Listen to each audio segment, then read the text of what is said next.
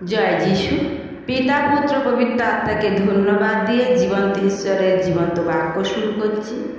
প্রিয় ভাই বোন, আমি আজকের বাক্য বলবো, যিশু কিভাবে আমাদের পাপ মুক্ত করেন। তাহলে বাইবেলে কি দেখতে পাচ্ছি যে আমরা সবসময় চাই ভালো হয়ে থাকতে বা ভালো জীবনযাপন করতে, কিন্তু তা একেবারেই সম্ভব হয়ে ওঠে না। আমরা ভালো কাজ করতে চাইলে ও তা করতে পারি না, কিন্তু যা খারাপ কাজ, যা আমরা ঘৃণা করি, তাই আমরা করে ফেলি। এখানেই বড় প্রশ্ন যে আমার মধ্যে ভালো কাজ করার ইচ্ছা থাকলেও খারাপ কাজ করার ইচ্ছাটা কোথা থেকে এলো? উত্তরটা এই যে আমার মধ্যে যে পাপ বাস করে সেই পাপই এর জন্য দায়ী।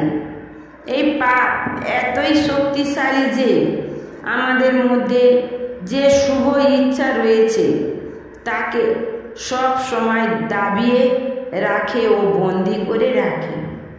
একথা আমরা ভালোভাবেই জানি যে পাপের বেতন অনন্ত মৃত্যু বা নরকবাস। আমরা সবাই চাই এর থেকে মুক্তি। আমরা বড় চিন্তিত হয়ে ভাবতে থাকি যে আমাদের এই অসহায় অবস্থা থেকে বাঁচবার কি কোনো পথ নেই। বড় সৌভাগ্যের কথা, এই অবস্থায় আমরা পেলাম এক বাঁচার আলো, বাঁচার আনন্দ, বাঁচার প্রেরণা। স্বয়ং ঈশ্বর তাঁর পুত্র যিশুর মাধ্যমে এ থেকে রক্ষা পাবার পথ করে দিলেন। ঈশ্বর যিশুকে দিলেন আর যিশু আনলেন পবিত্র আত্মাকে। পবিত্র আত্মা আমাদের পাপ ও মৃত্যুর শক্তি থেকে মুক্ত হবার পথ করে দিলেন। ফলে আমাদের নিজেদের তৈরি ধর্মীয় রীতিনীতির দ্বারা যা সম্ভব হয়নি, ঈশ্বর নিজে তা সম্ভব করে দিলেন।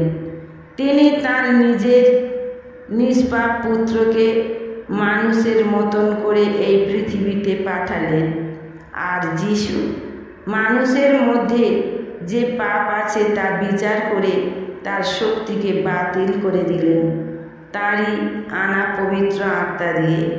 এই জন্য যিশুই হলেন পাপ মুক্তির একমাত্র পথ।